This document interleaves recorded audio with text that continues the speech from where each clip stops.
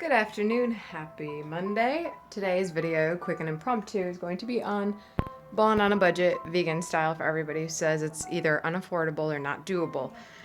So part of the briefness, because I need to get my groceries in the fridge. Tip number one, never do anything that is canned as far as beans and stuff, because you're always going to be paying for the convenience of having that already prepared and canned, but then you're also ingesting a lot of chemicals and processed things that you don't usually need.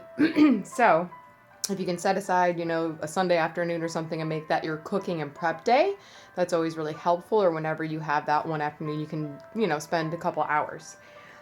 So tip one, as I said, dried foods. Here I've got some brown rice. I've got some black beans, black-eyed peas, and my newest favorite find, green split peas. Now, the reason I got these different things is because they give you good protein and fiber.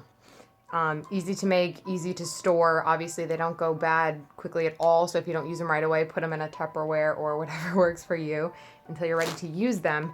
The brown rice is obviously a better choice than some of the other rices that are processed or enriched. Always read the back, read the stats, see what it says. Sometimes it takes a little bit of learning and time to get used to it, but once you get into your set schedule, it's rather easy. So, for example, on this, you, as opposed to the enriched plain rices, you get, I don't know if you can see that there, 3 grams of protein, 32 carbohydrates per serving, and 100 milligrams of potassium, which isn't a lot, but it's better than the plain enriched. The black beans I like as opposed to pinto and some of the other ones because you get 9 grams of fiber and 7 grams of protein. Again, no fat, no cholesterol, no sodium, because they're not processed and sauced and canned. So you can, spice them up any way you like. Black-eyed peas. You get 8 grams of protein, 4 grams of fiber, so not as much fiber, but a nice substitute if you want a little flavor change. The green split peas, winner of the day. These have 9 grams of protein and 9 grams of fiber. So yeah, all in all, pretty good. And again, that's plenty because these are all going to puff up a little when you cook them. So, I mean, realistically, for someone who does intermittent fasting and eats 2 appropriate meals a day, you get to have, I would say, like at least 2 weeks out of there. Now, the other find that I had is farmers markets. Huge difference. If you ask anybody who's up in the know for produce, they have what they call the clean 15. Now, when you deal with most fruits and vegetables, a lot of them are processed, covered with wax, resin, pesticides, etc., all of which do have a very serious toll on the body. So don't let somebody tell you otherwise or that it's not a big deal, because it is.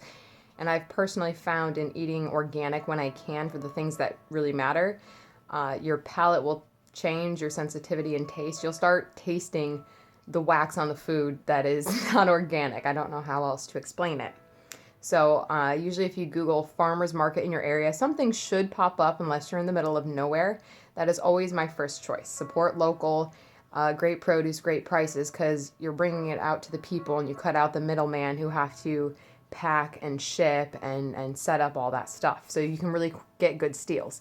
The Clean 15 are a list of about 15 fruits and vegetables that, because of how they are, either they're covered or cased or have a skin on the outside. Even if they are processed with those pesticides, again, it's on the outside, so it's usually not as bad or not as detrimental for you. So those are the exceptions, and if you Google it, you should be able to pop out a list, and I'll try to include something in the link or info for that. My haul today, because I like some variety, I always start with some bananas, and the nice thing is that I do, the brown spotted ones are always sweet, and those are perfect for eating today. So for example, I have a vegan protein, and I'll mix in my my almond coconut blend milk with these bananas for today. I always get some that are slightly yellow but not quite ready for tomorrow, and then I always get some green ones for later on.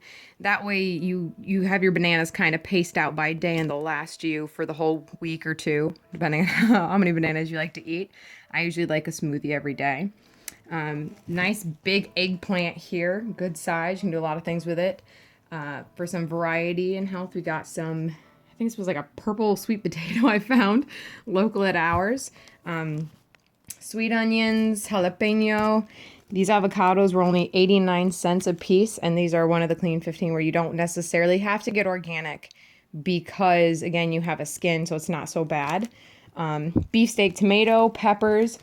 A little trick, see what's on clearance. If there's some fruits and veggies that are about to go bad, they'll usually give you a discount. So, for example, it was 99 cents for a huge pack of peppers. And like from the looks and feel of them, these are actually going to be good for at least another week.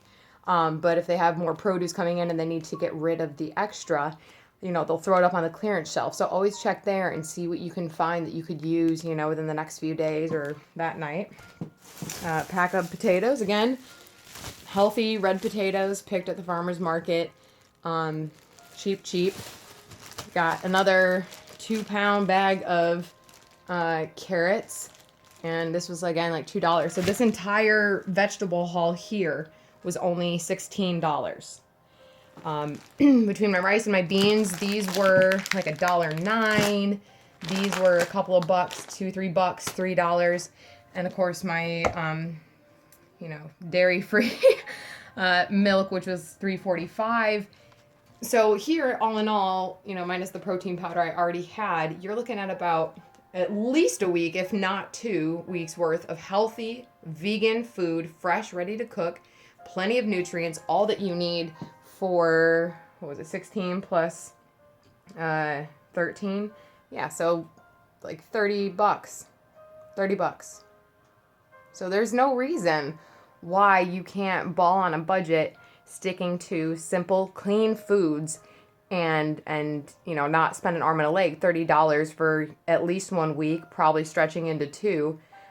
Sometimes, you'll still have the extra beans and rice. You just need to get a little more produce at the end. But it just goes to show you that it's very, very affordable and easy and obtainable to eat a vegan and, in my case, gluten-free, because I'm allergic to wheat, diet. And this is just one example. These are just the things I like to eat and very simple. I'm very much into beans and rice and veggies. But of course, there's always room for variety and improvement depending on your dietary needs, things that you like, any allergies you may have. This is just one quick example of how to do that on a budget.